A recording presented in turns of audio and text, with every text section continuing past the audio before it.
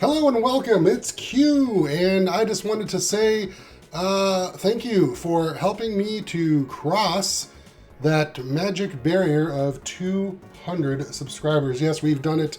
Somehow we have taken YouTube's most underproduced, worst produced Amiga channel and done amazing things with 200 subscribers. Thank you so much. That's actually, it blows me away, as I'm sure you've heard other content creators say when they cross that magic 200. Heck, I was surprised when I crossed 10. This video in a way is kind of a special behind the scenes, as I promised in an earlier video to show you the new way I'm doing things, which is to screen capture my Amiga content instead of shooting it with my phone off of the monitor.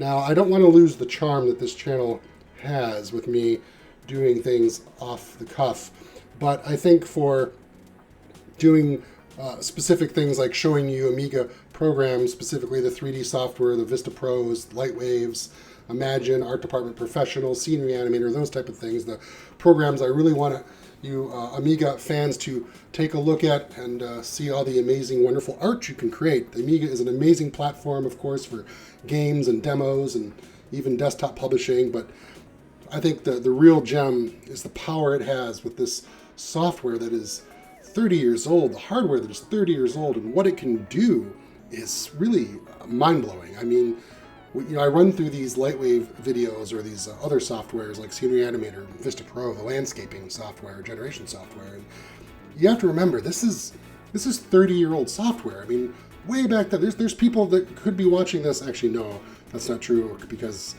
YouTube analytics tells me that everyone's my age who is watching this. But I'm saying that, you have software that's 30 years old that's creating stuff that, does not look like what we see today. Definitely, you could relate to it. And that's the kick I get out of this. I'm kind of nerding out here a bit, but I just wanted to share my capture setup, as I promised, and you're seeing it live. I'm running it pretty much for the first time. I, of course, did an initial test to make sure it even worked. But yeah, I'm using about $22 in hardware from Amazon. So there you go. That's keeping in the charm of my simplistic channel. Not spending a lot of money. You're going to notice right away that Workbench is weird looking. It's kind of possibly squished. Yes, it is.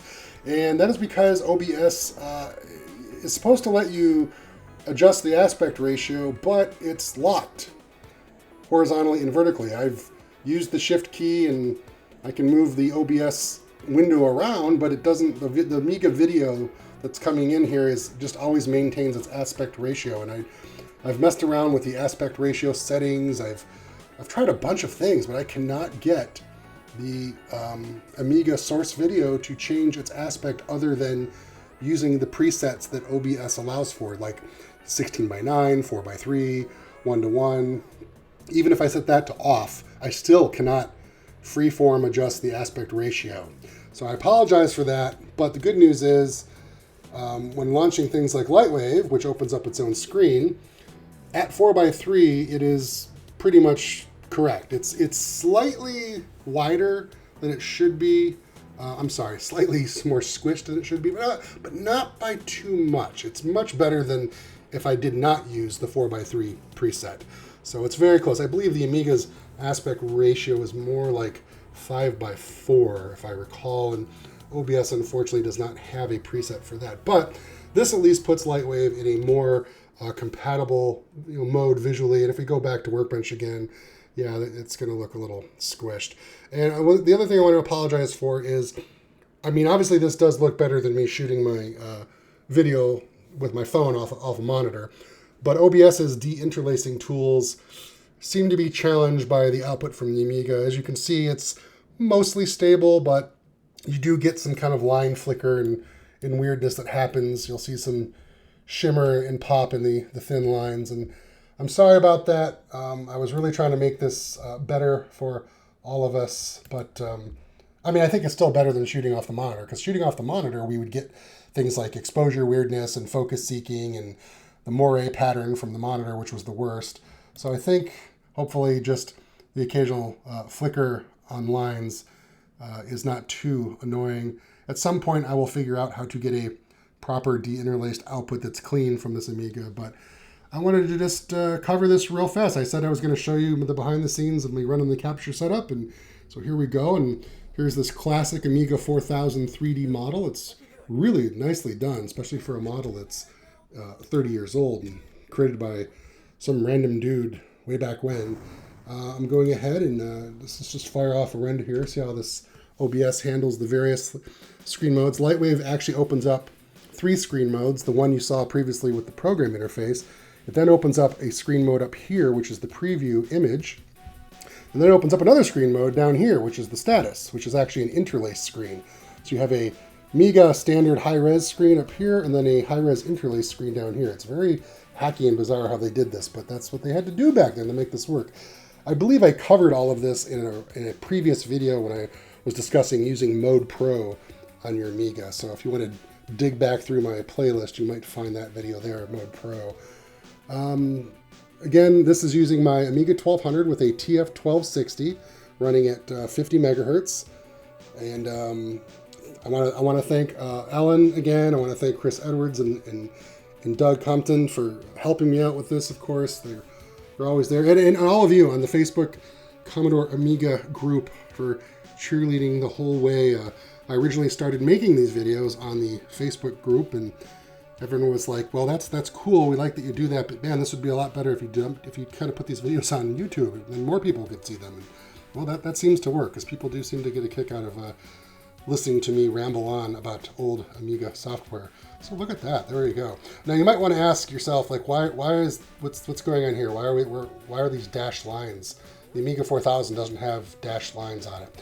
Well, that is because that took 1:13, by the way. 1:13. That's really good. That is because I only use low anti-aliasing. If you wanted to clean those dashed lines up so that it looks more like a 4000's bevels there, you want to go to like enhanced low, medium, and probably more like enhanced medium. You may even need to go as much as enhanced high. And that's because those lines, you can even see it here in the preview, those lines are very small and it takes a lot of pixel processing to clean those up.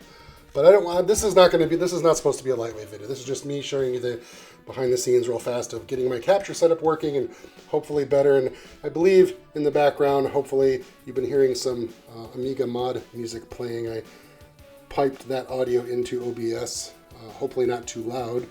But yeah, I'm really excited to move forward with this.